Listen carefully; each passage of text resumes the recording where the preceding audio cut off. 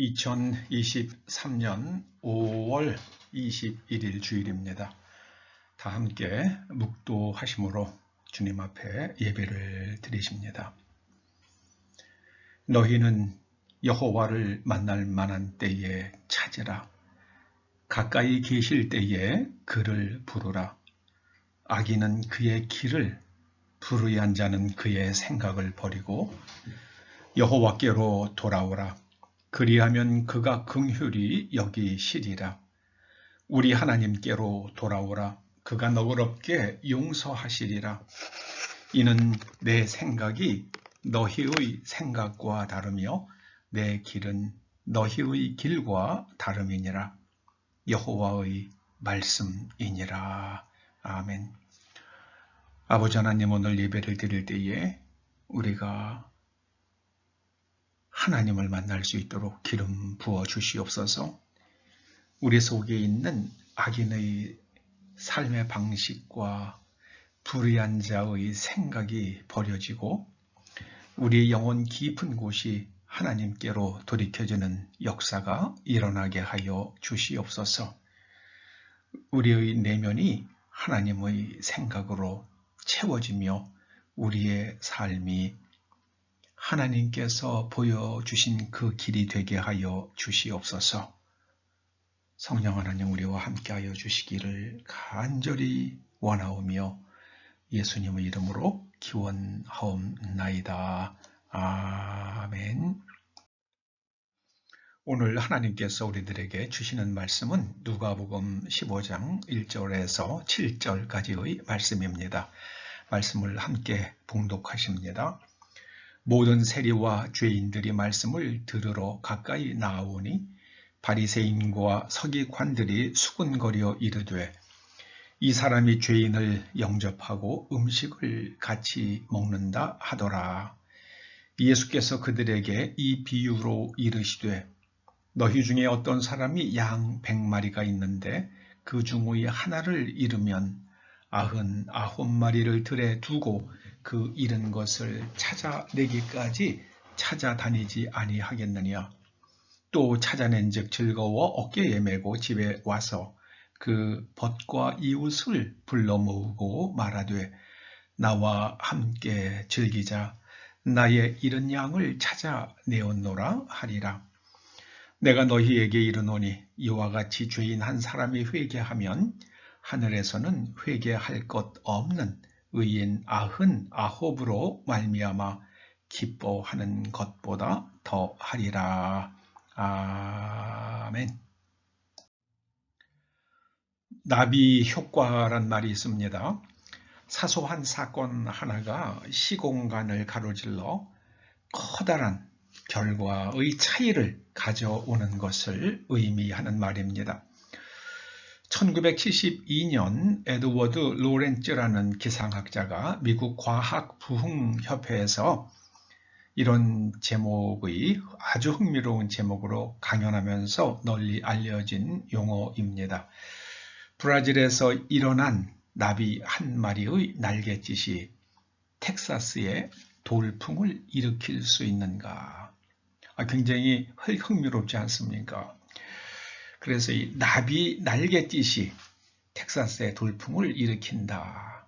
그래서 나비 효과라는 이름으로 사람들 사이에 널리 알려지게 되었습니다. 에드워드 로렌츠는 1961년에 복잡하게 움직이는 대기의 순환에 관한 연구를 하게 됩니다. 본질적인 성격을 잃지 않는 범위 내에서 간단하게 단순화시킨 방정식들을 고안해냅니다.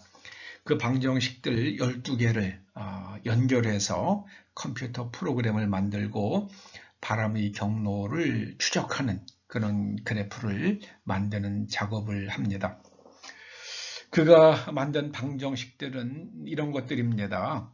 기온과 기압에 관한 방정식, 기온에 따라서 기압이 어떻게 달라지느냐, 그리고 또 기압과 풍속에 관한 방정식, 기압에 따라서 풍속이 어떻게 달라지느냐, 이렇게 토막토막 끊어지는 단순한 방정식들을 12개를 연결하면은 맨 나중에 바람이 어떤 경로로 불 것인가 한번 예측할 수 있지 않겠느냐는 겁니다. 그는 처음에 어떤 의미의 숫자인지는 모르겠어요. 처음에 그래프를 간단하게 출력해 볼 생각으로 0.506127, 0.506127이라는 수를 입력해야 되는데 그저 좀 귀찮으니까 간단하게 0.506까지만 입력했다고 그럽니다. 뭐 그 차이는 1000분의 1 정도의 미미한 정도죠. 그런데 컴퓨터 연산이 끝나고 나서 출력된 그래프를 보았더니 처음의 경우와는 0.506127 때보다는 굉장한 큰 차이가 나더라는 겁니다. 그래서 이런 사소한 차이가 점점점 갈수록 증폭되어서 굉장히 큰 차이를 만들어내는 그런 것을 발견하게 됩니다. 그래서 그걸 좀 굉장히 흥미를 끄는 그런 말로 브라질에서 나비 한 마리가 날갯짓을 했는데 그것이 텍사스의 돌풍을 일으킬 수 있는가 이렇게 이제 표현을 해서 사람들에게 흥미를 끌었던 겁니다. 인류 역사상 가장 큰 나비 효과는 저는 주님의 초림이라고 믿습니다. 주님께서 탄생하신 때는 대략 주전 6년 혹은 4년 그 사이 어간으로 추측됩니다. 예수님께서는 로마의 식민지였던 팔레스틴 땅 변두리 나사렛이란 동네에서 살고 있던 가난한 목수 부부의 가정에 태어나십니다. 예수님의 탄생과 죽음은 그 당시 사람들, 특히 로마의 지배 계층 사람들이 보기에는 이건 아마존 정글의 나비 한 마리의 날갯짓에 비유될 정도의 아주 미미한 일이었을 것입니다. 그런데 예수님께서 하나님의 말씀으로 말씀에 완전히 순종하시고 그리고 예수님께서 성령 충만하시고 하나님의 권능이 예수님을 통해서 나타나자 예수님의 삶의 궤적과 가르침은 인류의 역사를 바꾸게 됩니다. 이거야말로 시공간을 가로지르는 어마어마한 변화를 일으키는 나비 효과였습니다. 이건 결과를 바꾼 정도가 아니라 예수님의 삶과 죽음과 부활과 승천과 재림은 인류 역사의 궁극적 지향점이 됩니다. 여러분 만일 예수님이 없다고 가정해 보십시다. 그렇다면 기독교는 없었을 것입니다.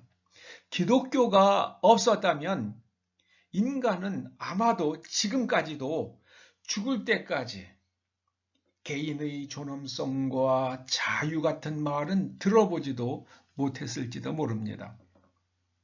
오늘 본문에서 예수님께서 말씀하십니다. 죄인 한 사람이 회개하면 회개할 것 없는 의인 99명보다 그 변화된 한 사람으로 인해서 하늘이 더 크게 기뻐할 것이라 말씀하십니다. 99명은 회개할 것 없는 이 사람들은 상수예요. 상수. 변하지 않습니다.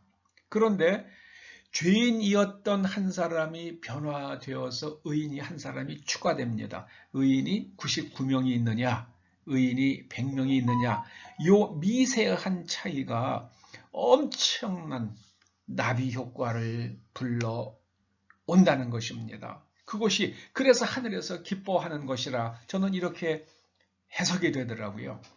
여러분 사도 바울을 생각해 보자고요. 사도 바울이 회개치 않았다면 신약 성경 27권 가운데 절반가량인 13권 정도는 13권의 그 서신서들은 존재하지 않았을 것입니다. 그러면 로마서도 없었겠죠. 그러면 로마서가 없으면 어거스틴의 회심이나 마틴 루터의 회심도 없었을 것입니다. 죄인 한 사람의 회개가 중요한 이유가 여기에 있습니다. 회개할 것 없는 99명은 상수예요. 그런데 거기에 사도 사울이라는 죄인이 회개하면서 예수님 쪽으로 왔습니다. 요 1%에 상당하는 요 작은 변화가 인류의 역사를 바꿉니다. 이것이 나비 효과입니다. 우리가 즐겨 부르는 Amazing Grace라는 찬송가가 있죠. 이 찬송시를 쓴 사람이 존 뉴턴입니다. 과학자 뉴턴이 아니라 노예 상인이었던 존 뉴턴이 쓴 겁니다. 그가 회개하여 목사가 된 후에 쓴 찬송시입니다. 존 뉴턴이 목사가 된 후에 그가 런던에 아는 친구가 하나 있는데 그 친구의 조카가 영국 하원의 의원이었습니다. 그의 이름이 윌리엄 윌버 포스였습니다.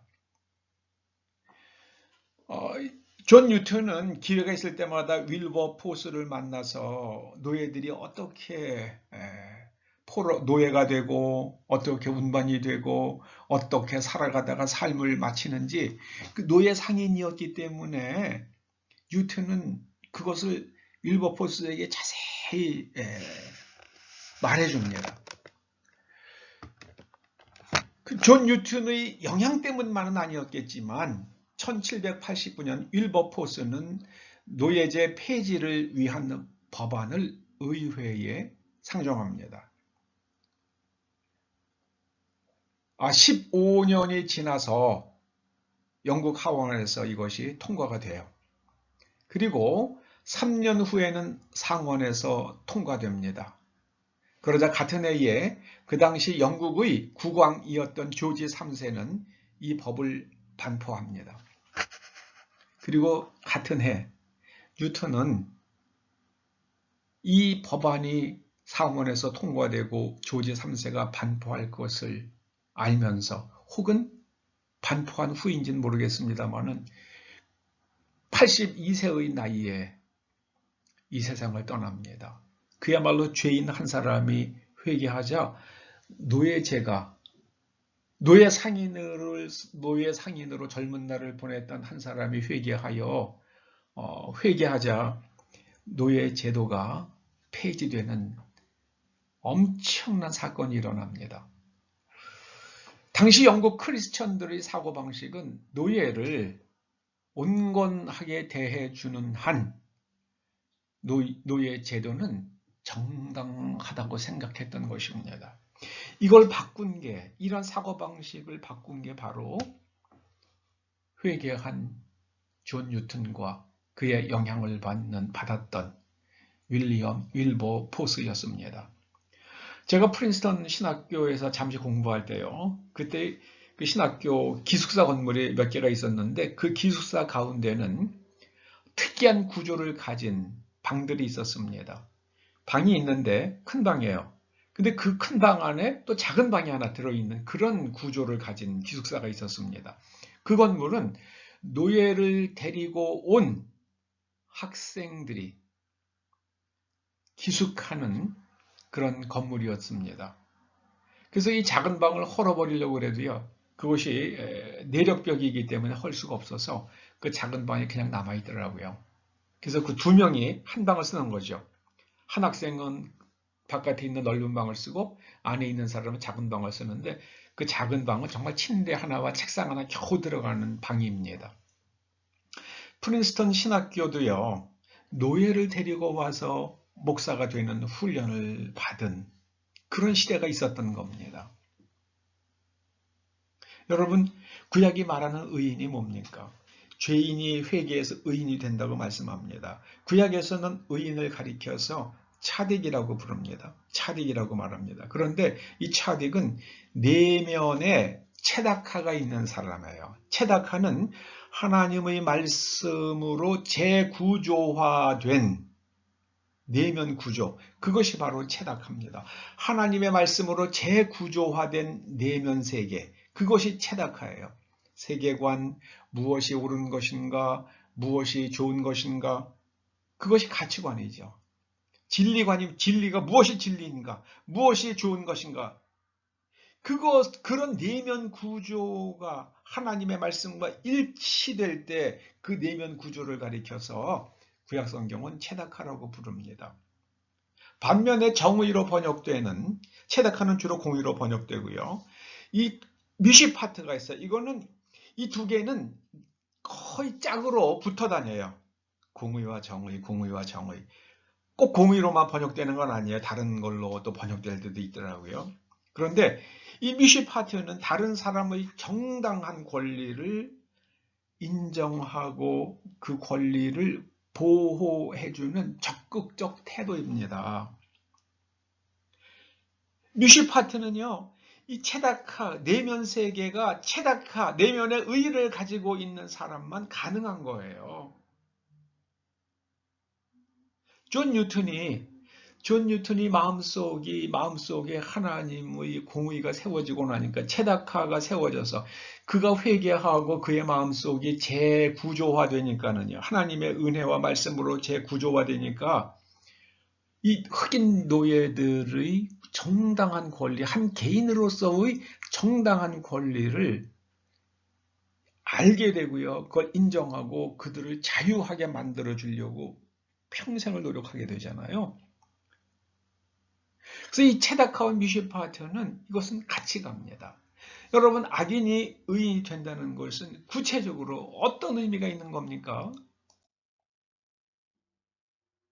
창세기 18장에 그 악인과 의인에 대한 말씀이 나옵니다.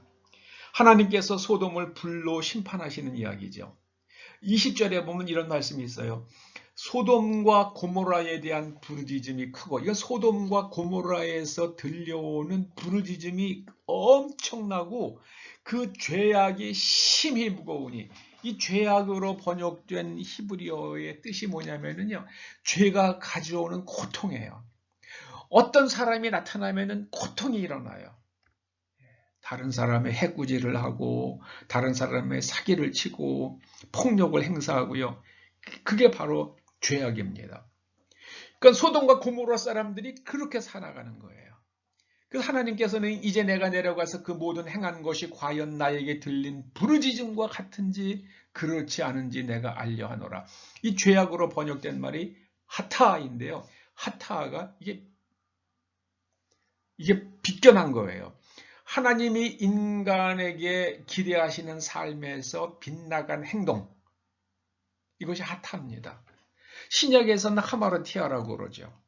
하마르티아도 관역을 벗어난 거잖아요. 하나님께서 인간에게 기대하시는 그 관역 같은 삶이 있습니다. 거기서 벗어나는 것, 거기서 벗어나는 행동이 바로 하타입니다. 러시아의 우크라이나 침공이 그런 거죠. 우크라이나 사람들이 우크라이나가 독립한 후에는요, 러시아의 소비에트 연방에서 떨어져 나와가지고 독립국적인 국가가 된 다음에는 친러시아 정권이 세워지죠. 계속해서요. 그러다가 주변에 있는 나라들이 서방으로 붙으면서 EU 쪽으로 붙으면서 국민들이 잘 살게 되는 것을 보니까 우크라이나 사람들도 야, 우리도 EU에 붙으면은 우리가 영국이나 독일이나 프랑스 같은 데 가서 취업할 수 있고 우리가 EU의 회원국이 되어야겠다. 그런 생각이 안 들겠습니까? 그래서 사람들이 광장, 그건 우크라이나 말로 마이단이라고 그러는데, 그래서 마이단 혁명이라고 부르는 거네. 광장에 모여 사람들이 막 운집해서 우리는 EU로 가겠다, 우리는 EU로 가겠다, 우리는 친서방 국가를 만들어야 된다고 사람들이 모여서 외쳤기 때문에 그걸 마이단 혁명이라고 불러요. 그 마이단 혁명에 의해서 대통령이 된 사람이 젤렌스키죠. 그러니까는 그게 만약에 EU가 되고요, 또 거기 나토 가입국이 된다 그러면은 이게 뭐 러시아로 볼 때는 기분이 거기에 친러시아 정권이 있는 것보다는 기분이 영 좋지 않겠죠. 지금 중국 보세요. 친중공, 중공 당교와 업무 협약을 맺은 더불어민주당이 이제 야당이 되고요. 그러고 나서 이제 국민의힘에서 대통령이 나오고 나니까는 중국이 그냥 불편하잖아요. 그 미국에서 들려오는 얘기가 그겁니다. 트럼프가 미군을 갖다가 철수할까 말까 고민했던 이유가 뭐냐면요. 이게 이제 북한은, 이 남한은 이거 중국 이제 완전히 이게 하수인이 됐는데, 남한은 이거 대한민국은 이거 완전히 중국 나와바리가 됐는데, 거기 미군 있으면 이거 위험한 거 아니냐 이런 생각을 했다는 거예요. 그게 지난 5년간의 우리의 현주소였던 겁니다. 이 대한민국에. 그 다시 자유민주주의로 돌아왔다 이렇게 평가하잖아요. 지금 대한민국이 다시 자유민주주의 진영으로 돌아왔다 이렇게 평가를 합니다. 서방 세계에서는. 우크라이나 국민들은 자신들의 운명을 스스로 선택할 권리가 있는 겁니다. 그런데 그걸 푸틴이 자기의 무력으로 우크라이나 국민들이 세운 친서방 성향의 젤렌스키를 제거하고 거기다가 자기 꼬분 같은 사람을 대통령으로 세우려고 한 전쟁을 일으킨 것 아닙니까? 이게 하타합니다. 러시아의 푸틴 대통령이 우크라이나 국민들의 정당한 권리, 우크라이나의 주권을 인정하지 않은 것입니다. 그게 바로 죄악의 심이 무거운 거예요. 결국 그러니까는 고통이 따라오잖아요. 우크라이나 국민만 죽습니까? 러시아 사람들이 얼마나 많이 죽어나가고 있습니까? 노아의 심판 때에 사람의 죄악이 세상에 가득했습니다. 사람들이 마음으로 생각하는 모든 계획이 항상 악했습니다. 하나님께서 아이고 내가 사람을 괜히 만들었구나. 내가 사람을 괜히 만들었구나 하고 한탄하셨다고 성경이 기록하고 있잖아요. 이거 어떡하지? 이거 어떡하지? 마음에 근심하셨어요. 이거 어떡하지? 참다 못하셔가지고요. 홍수로 쓸어버리셨잖아요. 그 후에 나온 사람들이 또 반복해요. 소돔과 고모라 보세요. 이제 아브라함이 눈치가 빨라요. 하나님께서 천사를 보내셨다. 그러면 이 천사들이 소돔과 고모라를 심판하실지도 모르겠다. 그래서 하나님께 여쭙니다. 만약에 그 소돔 땅에 의인 50명이 있으면 어쩌시렵니까? 내가 참지. 죄송합니다. 5명 적은 45명이 있으면 어쩌시려고요? 그래도 내가 참지. 하나님께서 말씀하십니다. 천사들이 대답합니다. 거기서 또 5명 적은 40명이면 어쩌시렵니까? 그래도 참지. 40명에서 10명 빠지는 30명이면 어쩌시겠습니까? 그래도 내가 참지. 30명에서 10명 빠지는 20명이면 어쩌시렵니까? 그래도 내가 참지. 20명에서 10명 빠지는 10명, 의인 10명만 있으면 어쩌시렵니까? 그래도 내가 참으마. 내가 의인 10명만 소돔 땅에서 발견할 수 있다고 그러면 내가 참으마. 소돔 땅에 그 의인 10명이 없었어요. 의인으로 불리는 사람 딱 하나. 롯과 2딸이었습니다. 3명밖에 없었어요. 10명을 채우지 못했어요. 그래서 소돔은 불바다가 된 겁니다. 여러분, 의인은 내면 구조가 하나님의 말씀으로 재구조화된 사람입니다. 그의 생각, 사고방식, 라이프 스타일이 하나님 말씀에서 어긋나지 않습니다. 악인은 악의 사람이에요. 악으로 번역된 라는 재앙을 의미하는 말입니다. 재앙이에요, 재앙. 그래서 이 재앙을 불러오는 사람이 악인입니다. 여러분, 악인이 재앙을 불러오던 악인이 그 사람이 의인이 되었어요. 회개하고 의인이 되었습니다. 그러면은 그 사람이 일으키던 재앙이 끊어지니까 이 땅에 평화와 복이 그만큼 그 사람이 일으킬 수 있었던 만큼의 고통과 죄는 일어나지 않을 거 아닙니까? 그러니까 하나님께서 하늘에서 기뻐하시는 겁니다. 창세기 3장에 나오는요, 선악을 알게 하는 나무의 열매. 선과 악이요. 선은 토부예요. 토부는 우리 한국 사람들이 생각하는 복과 딱 일치하는 개념이에요. 너희들이 안전하고 번성을 누릴래? 아니면은 고통을 누릴래? 그때 선과 악으로 번역된 히브리어가 토부 혹은 라. 너희들이 고통을 겪을래?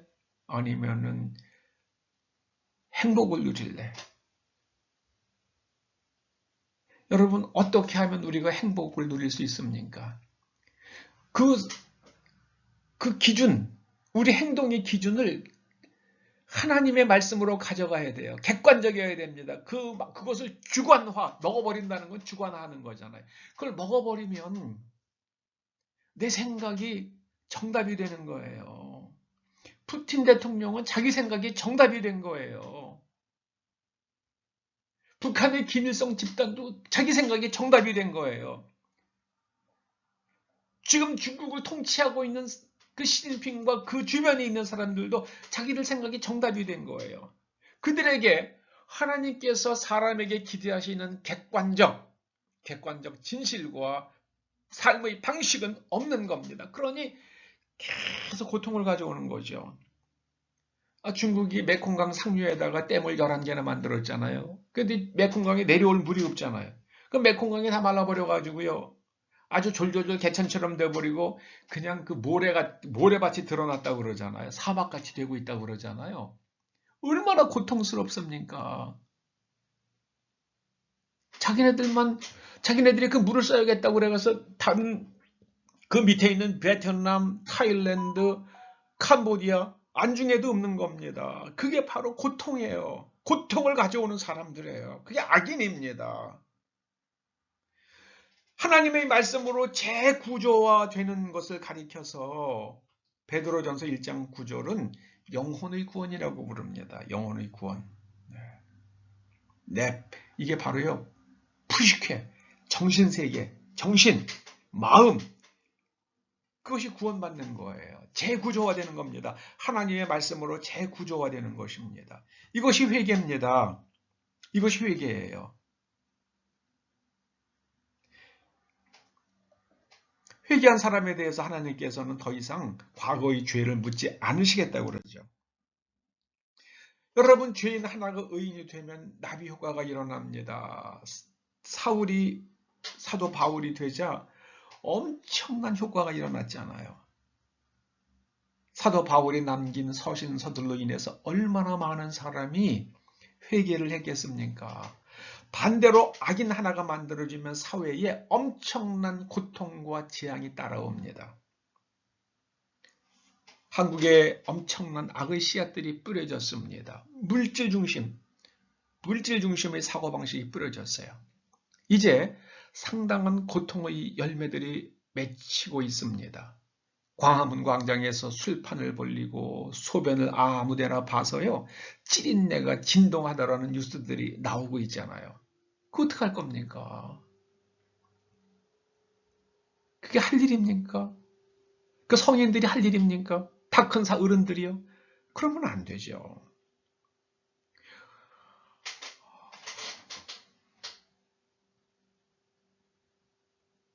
어떤 여성 작가 한 사람이요, 최근 한 일간지에다가 작은 글을 하나 썼습니다. 좋은 남자와 결혼하라는 거예요. 결혼은 좋은 남자와 하라. 어떤 남자가 좋은 남자입니까? 하고 물으니까는요, 뭐 작은 거를 보라고요. 예를 들어서 운전할 때 양보하는가, 식당에서 일어나 나가면서 의자를 제자리에 놓고 나가는가, 비가 올 때 우산을 쓰고 가면서 옆에 있는 사람 쪽으로 우산을 기울여 주는가, 이런 걸 보면은 그가 좋은 사람, 이런 거 행하는 사람은 좋은 사람일 가능성이 많다는 거예요. 그리고 나한테 잘해주는가, 나한테 잘해주는 사람은 나한테만 잘해주지 않는데요. 다른 사람에게도 잘해준대요. 그런 사람이 좋은 사람이라는 겁니다.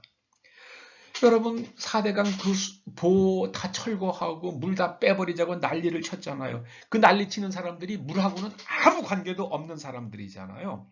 여러분, 물 주인이 누굽니까? 그 물 가지고 농사 짓는 사람들이에요.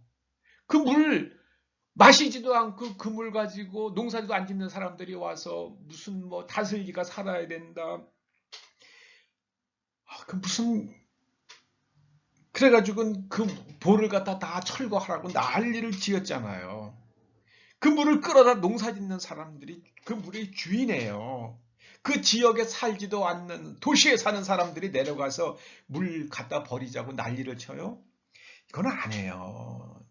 그건 의의가 없는 겁니다. 그 동네 사람들에게 물어봐야죠. 네. 당신들은 이 보가 있는 것이 좋습니까? 없는 것이 좋습니까? 그 보에 있는 물을 끌어다가 농사 짓는 사람들이 애통하잖아요. 뭐 녹차 라떼요? 그냥 그 물이 녹조가 생긴다고요? 그래도 그 물 가지고 농사 짓는 방법이 있어요. 미국에서 그 셰일가스 하는 것처럼요. 구멍이 뿡뿡 숭숭 뚫린 파이프를 갖다가 그 강바닥 밑에다가 묻는 거예요. 물 밑에다가. 땅을 파고요. 그러면은 그 물의 압력에 의해서 그 파이프로 물이 스며들어가겠죠. 그런데 거기에 있는 모래와 흙에 의해서 그, 그 녹조들은 다 걸러지고요. 100%는 아니겠지만 농사짓기에 충분할 만큼 걸러지고요. 상당히 맑은 물이 그 파이프 안에 들어간다는 거예요. 그래서 그 파이프 있는 물을 갖다가 펌프로 뽑아내면은 농업 용수로 얼마든지 쓸 수 있다는 겁니다. 그게 이미 다른 나라에서 다 그렇게 하고 있는 거예요. 근데 그거 다 때려 부시자고 그랬잖아요. 다른 사람의 정당한 권리를 무시하는 그게 바로 뭡니까? 그게 악이에요. 고통을 가져옵니다. 여러분 그랬던 사람들이 생각이 바뀌어져요. 아, 내가 잘못했다. 다른 사람의 정당한 권리를 인정하고 지켜줘야겠다. 그게 미쉬파트입니다. 그런데 미쉬파트가 일어나려고 그러면 그 마음속이 하나님의 말씀으로 재구조화되어야만 합니다.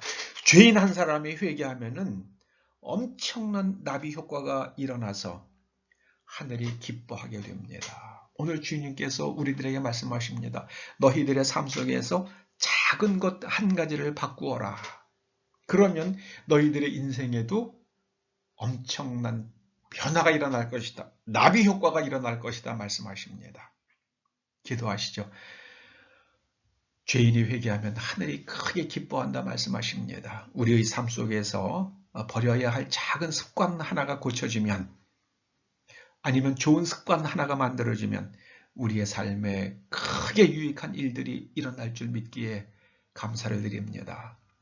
우리의 좋은 습관이 만들어져서 후손들에게 물려지고 우리의 나쁜 습관은 고쳐져서 후손들은 우리로부터 배우지 않아서 점점 내려갈수록 우리 후손들이 참으로 토부의 복을 누리며 살게 하여 주시옵소서. 예수님의 이름으로 기도드립니다. 아멘. 기도하시죠. 아버지 하나님 감사드립니다. 아버지 하나님 감사드립니다. 우리 속에 회개가 일어나게 하여 주시옵소서.